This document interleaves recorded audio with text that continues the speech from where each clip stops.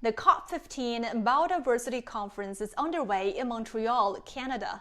Delegates from around the world are trying to hammer out a deal to protect nature and the benefits it provides to people. How are negotiations on the new biodiversity framework going? What are the controversies and obstacles? And how is China exercising its role in guiding these talks? I spoke with Craig Hanson, Managing Director and Executive Vice President for Programs at World Resources Institute. He is in Montreal to participate in this global biodiversity summit. How do you feel about the atmosphere at the meeting? Like, how much optimism is there that an agreement or some sort of consensus can be reached? I think there's cautious optimism.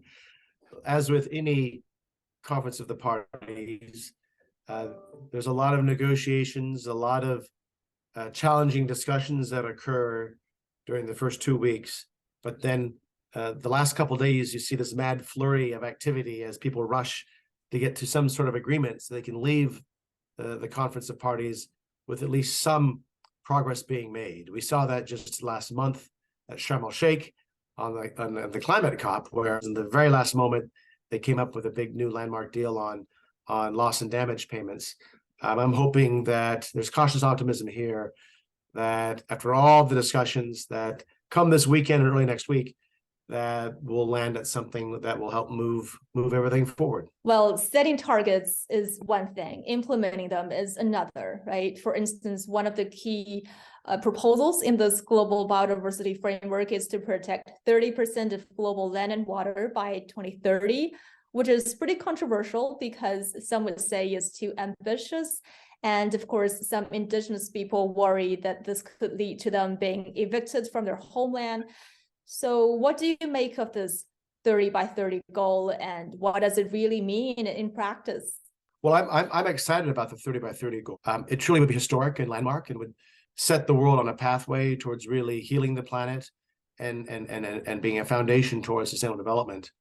Yes, if protection is done as it has in some places in the past, it's controversial, but I believe that those that are trying to negotiate towards the 30 by 30 target have learned from the past.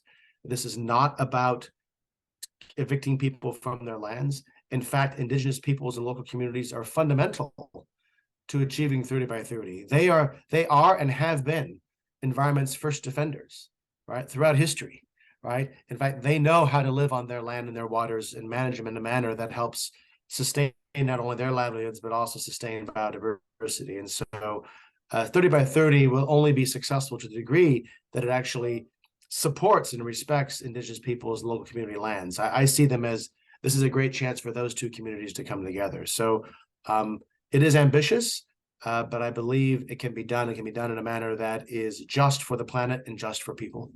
Protecting land and water, that's an important part of your work at World Resources Institute, right? I know you've been working on a series of projects in this regard. What do you think is the most challenging part or the most difficult part in pushing these initiatives forward? I think the most challenging part is that the issues are all interrelated, right? In fact, the quest for protection will not succeed unless we also think through the quest for production. And so to the degree that the human quest for food does not get onto a sustainable pathway, we will consistently fail in our quest to also protect nature. And so I look at this agenda as not just being about protection, but I see this agenda as a produce and protect agenda. We need to figure out how to shift the food system such that we can get more from less, right, to feed a growing population nutritiously, which then creates the space for the protection as well as the restoration that's needed also to ensure integrity of our ecosystems. It said that the Earth's biodiversity is declining faster than ever before.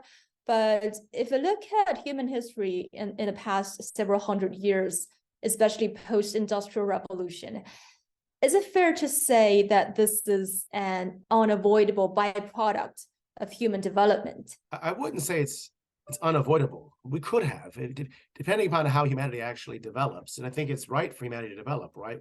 Everyone wants to have a better life, more secure life, healthier life, more income, longer lifespans, etc. The quest for development is is fair and fine and totally understandable. So it's not the question of the what, it's the how we go about doing it. And since for many generations, humanity has been developing in a manner that is sacrificing natural ecosystems and the biodiversity they support to get there.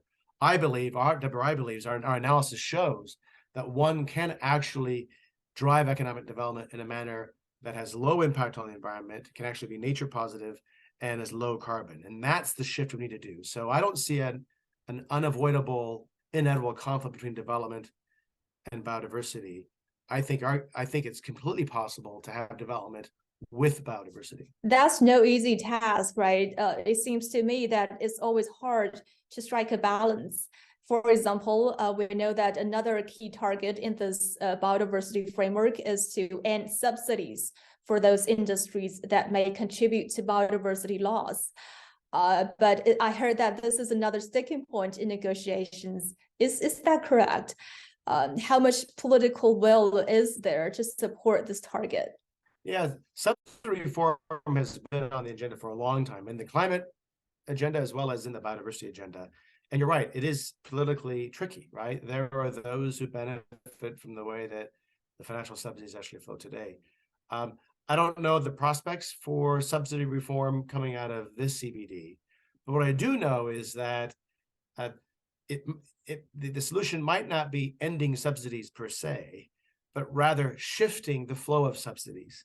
Instead of subsidizing activities that lead to the drawdown of natural capital, rather shift subsidies, which may actually end up going to some of the same players, to farmers, land managers, you name it, but to shift those subsidies to reward for behaviors and practices and approaches that actually stop the decline in natural capital, actually increase natural capital. And so, to me, we've seen in some places around the world, there's examples in Europe, New Zealand, a few other places where the government didn't eliminate the subsidy. They actually just transformed what the subsidy is for and what's required to get there to make it into a green subsidy from a brown subsidy.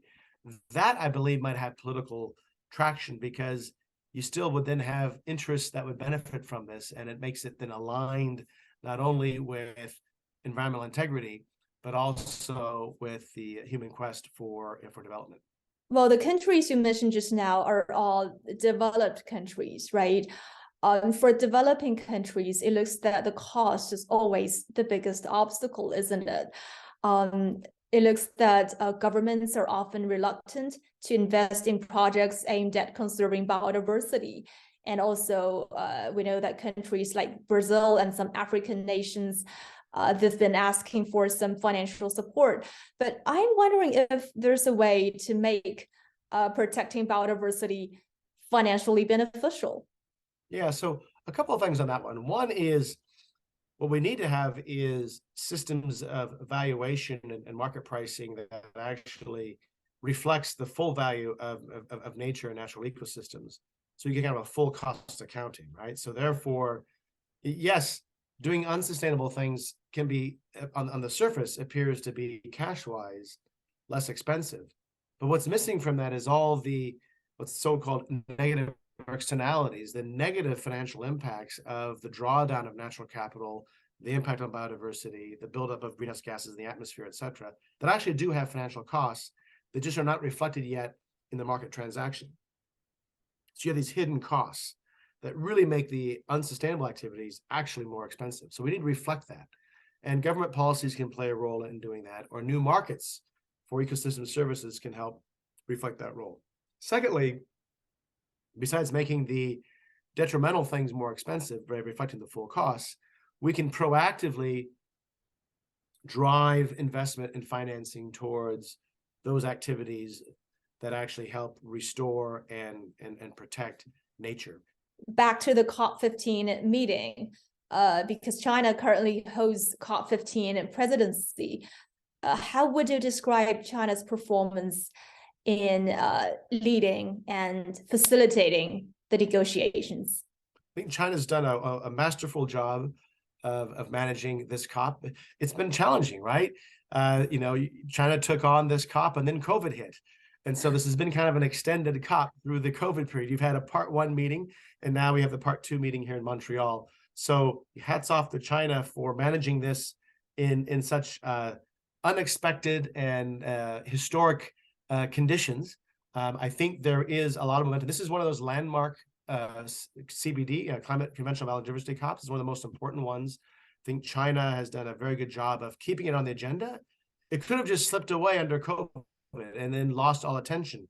But China kept it on the top of the agenda, kept it there. The fact we're having this COP now in 2022 years later tells the commitment of China on this issue and of ensuring a successful COP. So I think China does a fantastic job, and I just hope that China will do what it can to ensure that we end this week with some landmark agreements.